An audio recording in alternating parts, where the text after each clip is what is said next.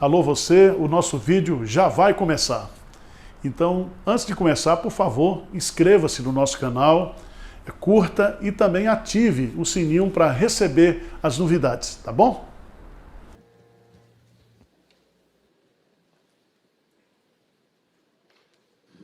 Irmãos, vamos abrir a palavra de Deus no livro do profeta Isaías, capítulo 57.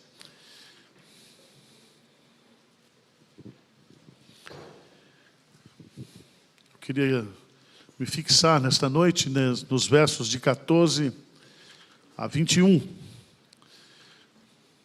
Na divulgação que eu fiz, o tema da nossa mensagem nesta noite é que Deus, Ele restaura, Ele aviva aquele que tem o coração quebrantado. Amém? E o texto básico que nós vamos usar, a referência é justamente Isaías capítulo 57, mas chama a sua preciosa atenção para o versículo 15, porque o versículo 15, ele resume o ensino desse período aí, dessa narrativa. Diz assim: porque assim diz o alto, o sublime, que habita a eternidade, o qual tem o nome de santo. Habito no alto e santo lugar, mas também habito com o contrito e abatido de espírito, para vivificar o espírito dos abatidos e vivificar o coração dos contritos. Amém? Meus prezados irmãos, todos nós precisamos, na nossa caminhada cristã, de avivamento espiritual, de sermos avivados, revitalizados pelo Senhor. E essa palavra avivado no meio evangélico, ela se tornou um termo muito comum, porque ela é usada de uma forma assim muito vulgar. Mas veja no texto aí, que a palavra aparece aí, a palavra vivificar. No hebraico, essa palavra ela tem um sentido muito profundo, muito significativo, porque vivificar aí significa trazer vida novamente, revitalizar. Todos nós, como crentes, e nós sabemos disso, nós já estamos vivos no nosso relacionamento com Deus. Efésios capítulo 2, versículo 1, Ele vos deu vida, estando vós mortos nos vossos delitos e pecados. Então, a nossa vida já está unida com Cristo. Nós já estamos vivos espiritualmente.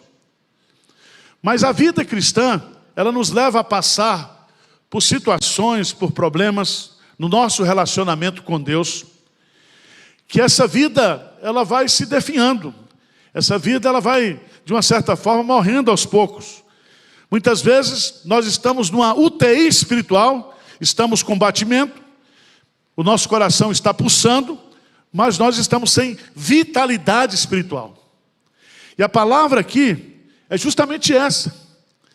A palavra aqui não é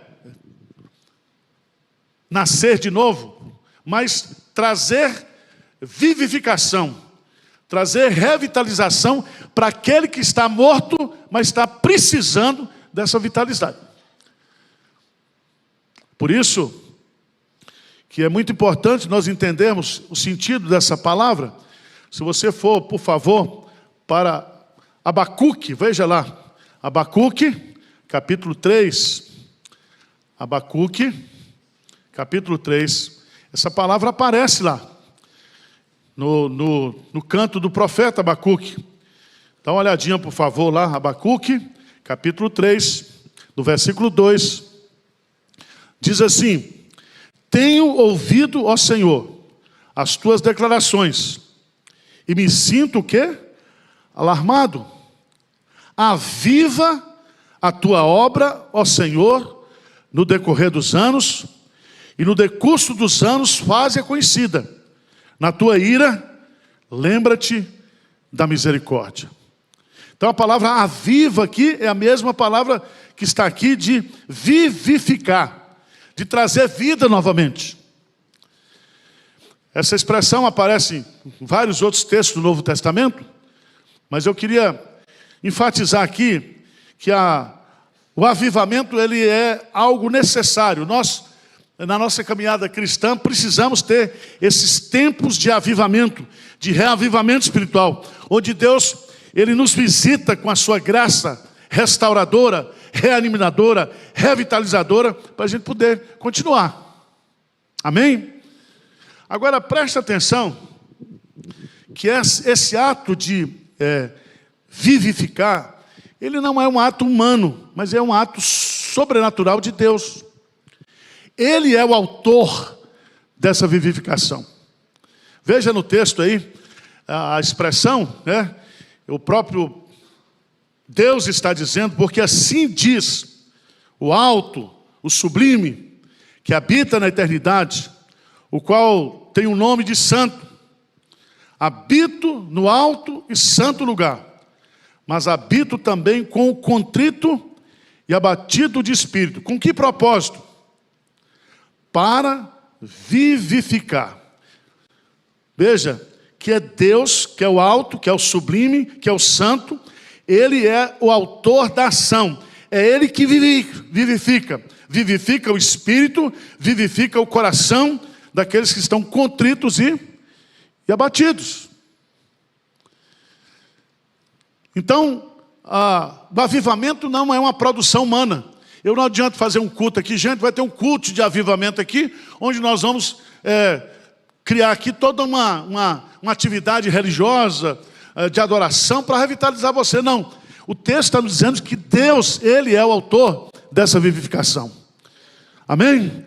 Então, eu queria que você observasse isso, porque lá no Salmo, vamos lá, por favor, dá uma olhadinha no Salmo, dos Salmos que fala sobre avivamento. Eu queria que você fosse, por favor, lá no Salmo 80, por favor, no versículo 3, no versículo 19, pedido de restaurações. Veja a expressão que aparece lá, né? No versículo 3, diz assim: restaura-nos, ó Deus, faze resplandecer o teu rosto, e seremos o quê? Salvos. Veja de novo no versículo 19, ele repete. Ele diz assim: restaura-nos, ó Senhor, Deus dos exércitos, faze resplandecer o teu rosto, e seremos o quê? Salvos. Veja no Salmo, por favor, 85. Salmo 85. Aí aparece novamente a expressão de vivificação. Salmo de número 85.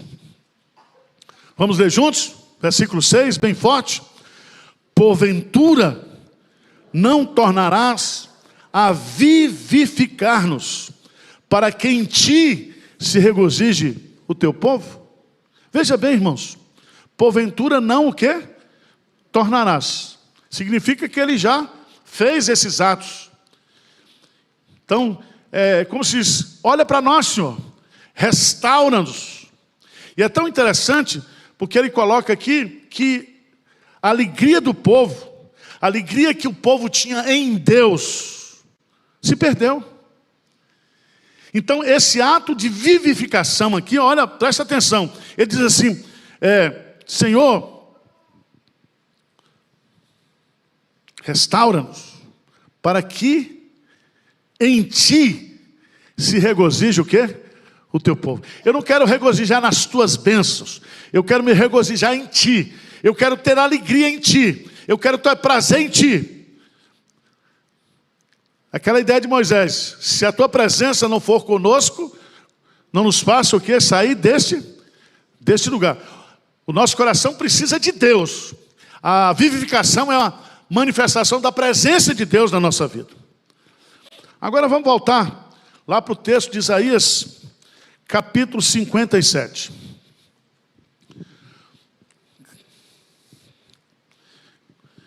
Veja nesse texto, no versículo 15, que aqui nós temos, na teologia, que se chama de transcendência de Deus. E temos aqui também a condescendência de Deus. O que é a transcendência de Deus? Ele diz assim: eu, o alto e o sublime, que habito a eternidade, o qual tem o nome o quê? De santo. Eu habito num santo e alto o quê? Lugar. Ou seja, Deus, Ele transcende. Ele transcende aquilo que é material, Ele transcende aquilo que é tangível, mas ao mesmo tempo, Ele diz, mas eu também, que sou transcendente, eu na minha condescendência, eu habito. Eu vou ao encontro, eu vou morar no coração daquele que está contrito, daquele que está quebrantado, com o propósito de o quê? Vivificá-lo, de fazer com que ele receba vida. Agora, meus amados irmãos, aqui vem o nó da questão, porque a gente diz, esse negócio de avivamento é Deus que tem que fazer. Então, quando Ele quer, Ele nos visita, e de fato, é quando Ele quer. Mas eu queria que você observasse que no versículo 14, veja lá, no versículo 14, do verso 57, do capítulo 57, diz assim, disse aterrai, preparai o caminho, tirai os tropeços do caminho do meu povo. Presta atenção, aterrar aqui é nivelar aquilo que está ondulado. É fazer com que o monte se transforme o quê? Numa planície, num aterro. A ideia aqui é tirar o tropeço do caminho do meu povo. Ou seja, é preparar o caminho para que esse alto e sublime, ele possa, na sua condescendência, nos visitar, trazendo essa revitalização, essa vivificação espiritual. E aí, meus amados irmãos, é que o bicho pega. Porque o grande problema que nós temos para que isso aconteça se chama a soberba e o orgulho do nosso coração. Por isso que sem humilhação, sem quebrantamento, não pode haver o avivamento. Se Deus, Ele habita no alto e sublime trono, e habita também no coração daquele que é contrito, daquele que está quebrantado, se eu tenho que aterrar o monte, se eu tenho que preparar o caminho para que Deus manifeste a sua presença revitalizadora na minha vida, é necessário que eu trabalhe a soberba e o orgulho do meu coração. Vocês estão entendendo ou não? Irmãos, se existe um pecado antigo, é o pecado da soberba. É um pecado do orgulho. E por mais tempo que ele tenha de vida, ele nunca está fora de moda. Ele está aqui hoje, no meu coração e no seu coração. Foi a soberba que expulsou Satanás e um terço dos anjos da presença de Deus.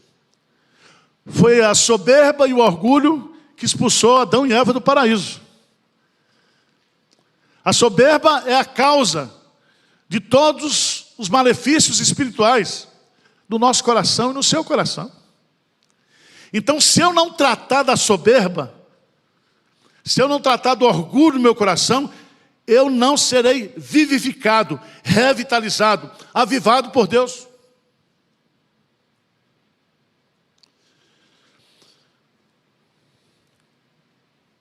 Eu queria que você ouvisse, entendesse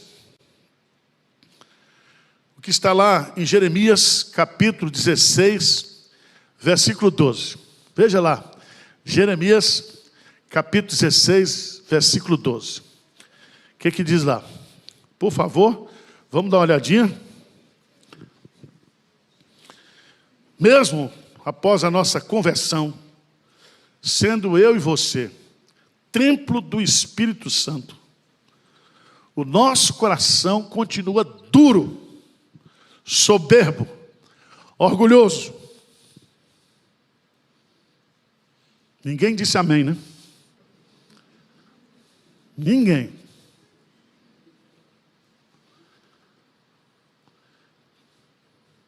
Veja o que diz, por favor, Jeremias, capítulo 16, versículo 12. O que é que diz aí?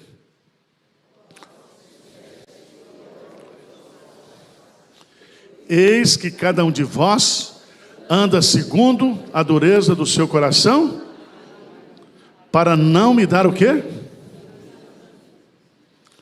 Dureza do seu coração, o quê? Maligno. Por que maligno? Porque a soberba, o pai da soberba, o pai do orgulho, é o maligno, é o diabo. E mesmo convertido, muitas vezes nós andamos na dureza do nosso coração.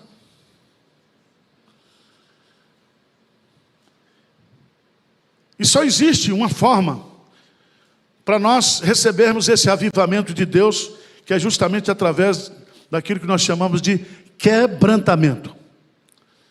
A palavra quebrantamento, ela traduz na Bíblia a palavra contrição.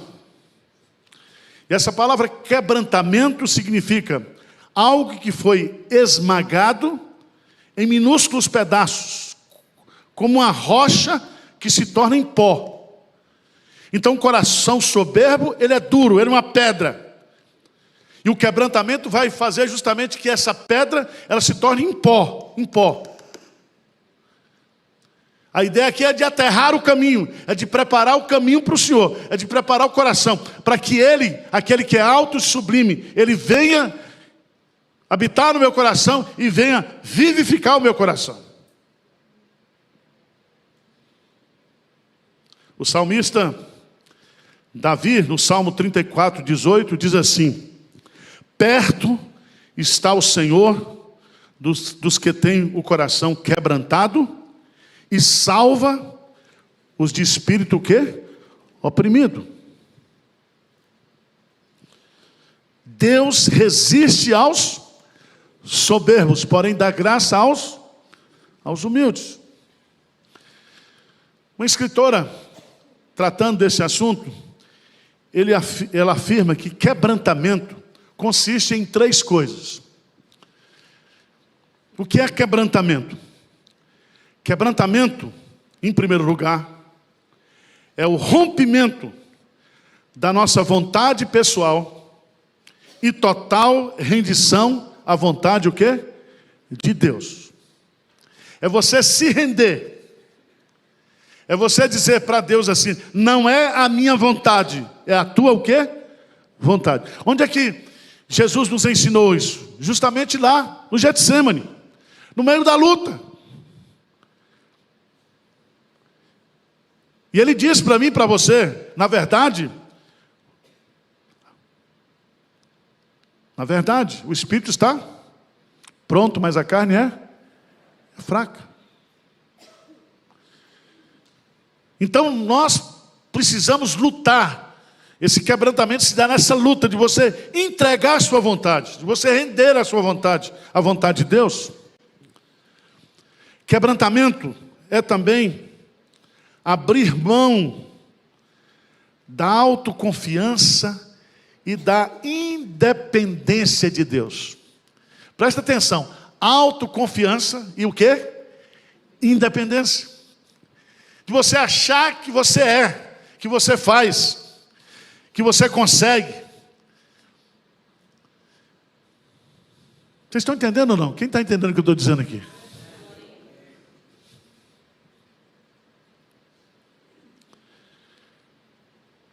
Terceiro lugar, quebrantamento preste atenção, o amolecimento do solo do nosso coração, para que a semente da palavra de Deus entre no nosso coração.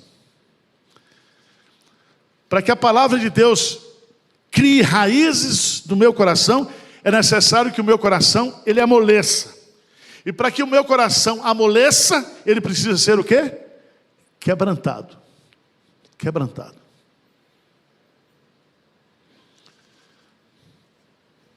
Os discípulos, quando caminhavam com Jesus, eles estavam discutindo entre eles quem seria o quê? O primeiro. Quem seria o maior. A discussão foi tão ferrenha que Jesus teve que chamá-los e dizer, olha, esse assunto é um assunto do pessoal do mundo. Porque entre nós não é assim. Se alguém quer ser o primeiro, que seja aquele que sirva mais. Porque o próprio Filho do Homem não veio para ser servido, mas para servir. E ele fez isso porque o seu coração estava quebrantado. O coração era humilde. E Paulo diz lá em Filipenses capítulo 2, tende em vós o mesmo sentimento que há também em Cristo Jesus. Irmãos, o orgulho é o pior dos males que podem nos sobrevir. Presta atenção. De todos os nossos inimigos, ele é o que parece com mais dificuldade, ou ele é o que perece com mais dificuldade e mais lentamente. Por isso, nós precisamos combater o orgulho do nosso coração. Amém? Nós temos que, com todas as nossas forças, focar nisso.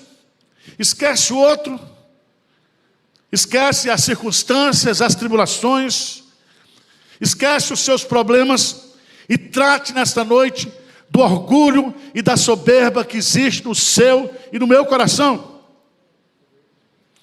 Vamos fazer um checklist. Vamos fazer uma checagem aqui para saber se você nesta noite, você é uma pessoa que tem um coração duro, soberbo. Primeira coisa, o orgulhoso considera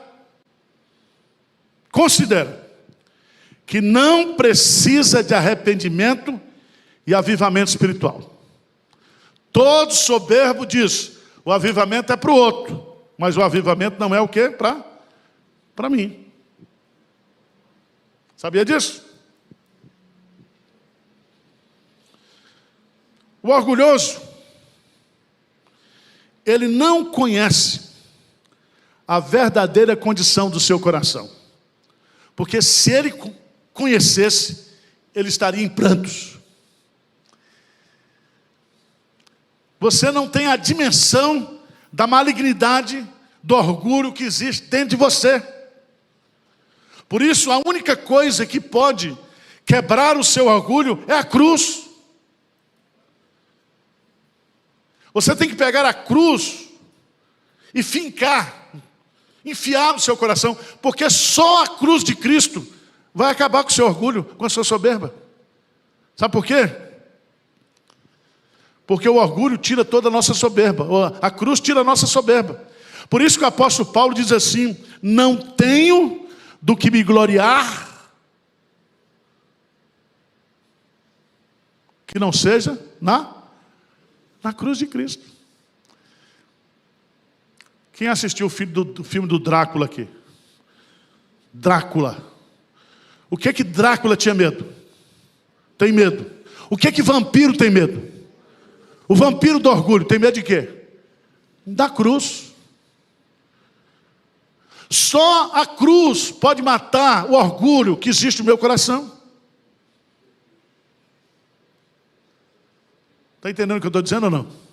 Até as crianças estão entendendo, não precisa nem desenhar.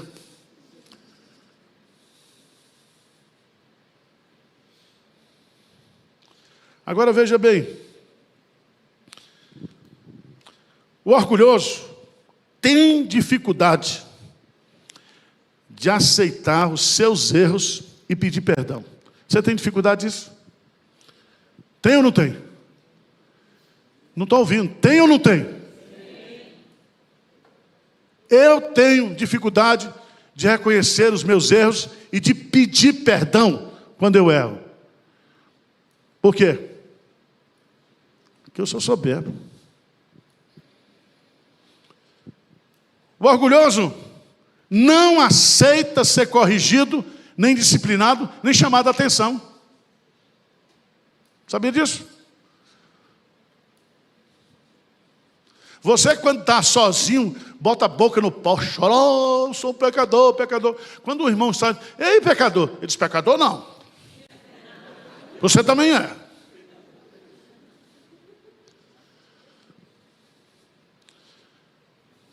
O orgulhoso se preocupa com a opinião das pessoas a respeito dele. Você quer tratar a sua imagem. Você quer passar uma imagem de santo. Por isso, meus amados irmãos, que a igreja, ela precisa trabalhar o pecado do orgulho, porque a manifestação do orgulho da igreja é a hipocrisia, é a falsidade. Você não é o que é, você quer aparentar ser o que você não é. E quando a máscara cai, você fica doido. Descobriram que eu sou pecador, descobriram que eu tenho esse pecado. Meu Deus, o que vão falar de mim, Arival, pastor, com esse pecado? Como vai ser a minha reputação agora?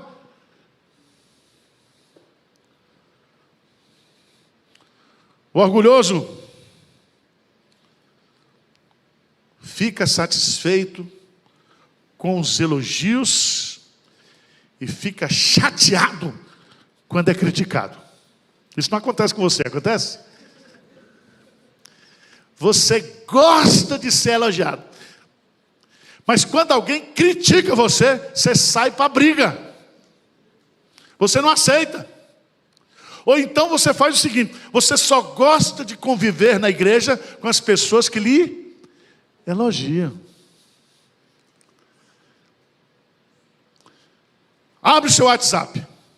Veja se você salvou a mensagem dos elogios. Você salvou. Das críticas, você deletou. Quando a gente vai publicar um livro, a gente quer que todo mundo fale bem do livro. A gente até publica na 4ª capa. Esse livro é fantástico.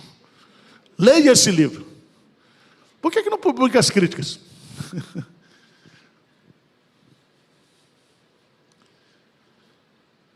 O orgulhoso, isso não acontece com você. Fica magoado quando outros são promovidos em vez dele. Já aconteceu isso com você ou não? O orgulhoso fica magoado quando os outros são promovidos em vez dele. Isso acontece muito no louvor, né? Pensa num bicho vaidoso que é músico. Só perde para pregador.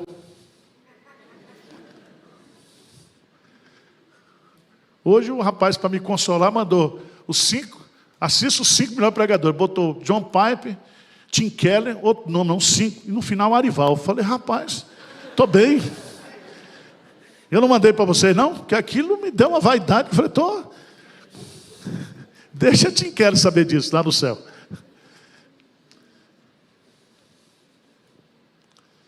Irmãos, os problemas que você tem no seu casamento, no seu emprego, na igreja, todos eles são produzidos por causa da sua soberba, do seu orgulho.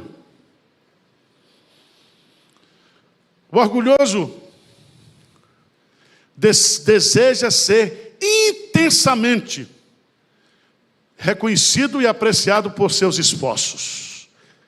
Significa que ele gosta de elogio, ele gosta o quê? De aplausos, reconhecimento.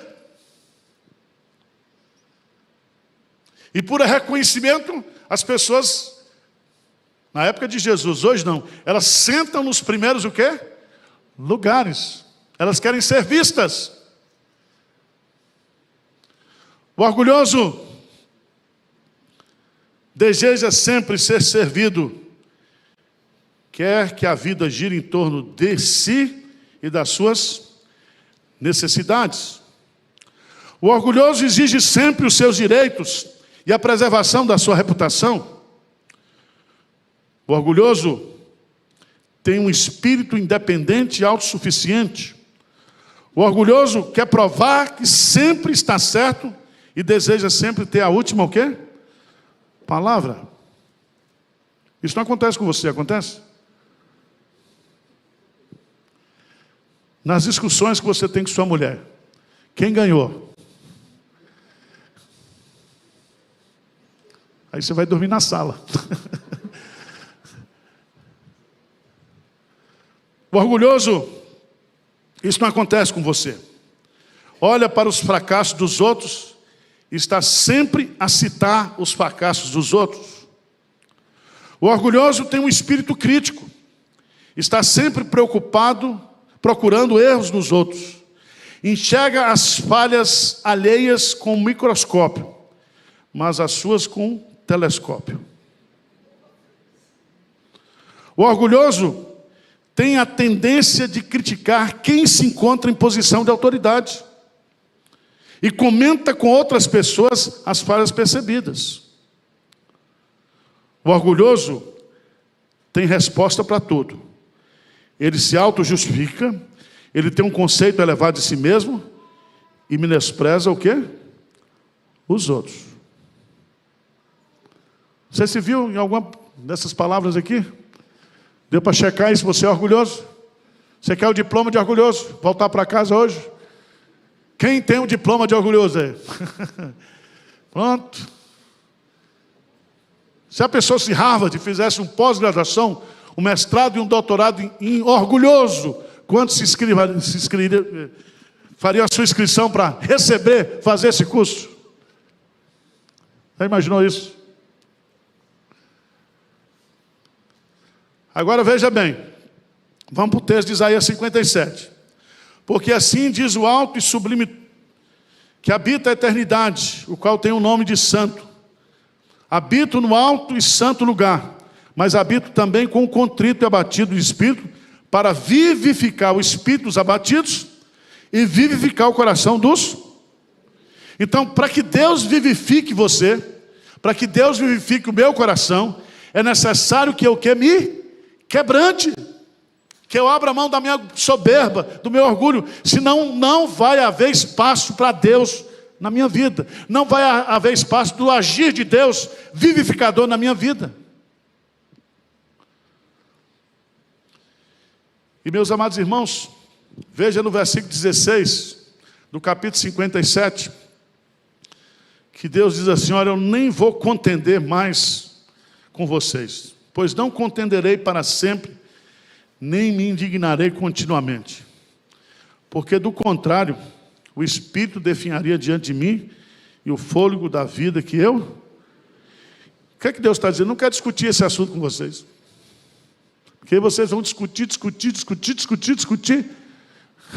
Vocês vão se definhar discutindo e não vai resolver o problema. Então eu não quero ter contenda com vocês nisso, não. Deu para entender? Deus está dizendo: não vou gastar tempo dizendo que você é orgulhoso, não. E Deus vai dizer aí também, por favor, eu não vou contender com você para sempre, porque não adianta. Você discutir com soberbo, ele não vai ceder. Veja no versículo 17, ele diz: por causa da indignidade da sua cobiça, eu me indignei e feri o povo. Escondi a face e indignei-me. Mas, rebelde, seguiu ele o caminho da sua escolha. Ou seja, eu feri vocês, eu escondi a face de vocês, eu me indignei de vocês, mas vocês continuaram o quê? Do mesmo quê? Jeito. Só tem um jeito. Eu curar vocês. Porque vocês não vão se quebrantar por vontade própria.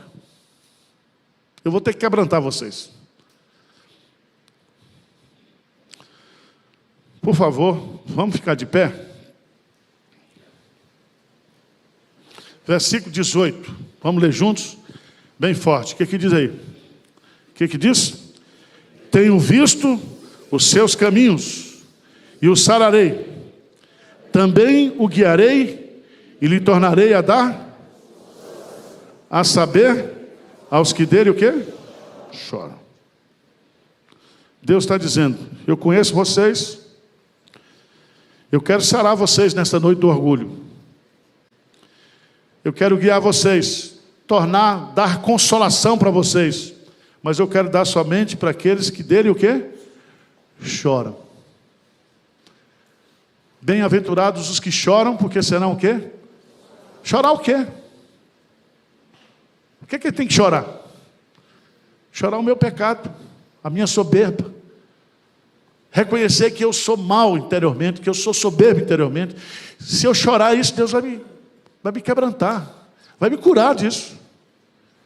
Eu tenho que me quebrantar diante dele, eu tenho que reconhecer, Senhor, cura-me, Senhor, sara-me, Senhor, eu serei sarado. Quebranta o meu coração nessa noite.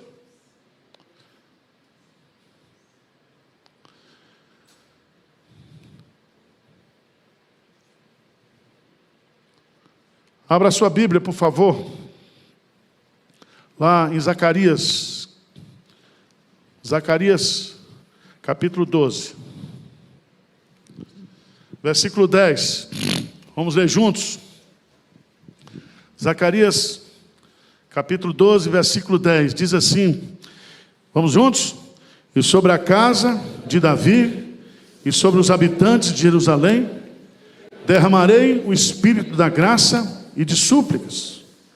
Ora não para aquele a quem traspassaram, plantar-lhe-ão, como quem planteia por um, e chorarão por ele, como chora amargamente pelo primogênito.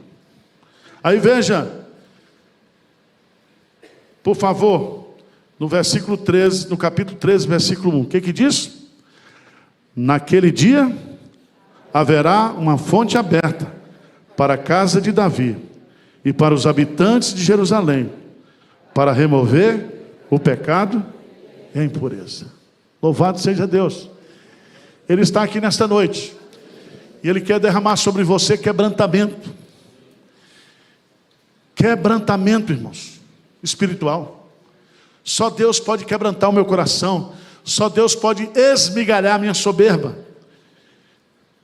Mas você precisa orar. Dizer, Senhor, eu quero isso. Quebranta o meu coração nesta noite.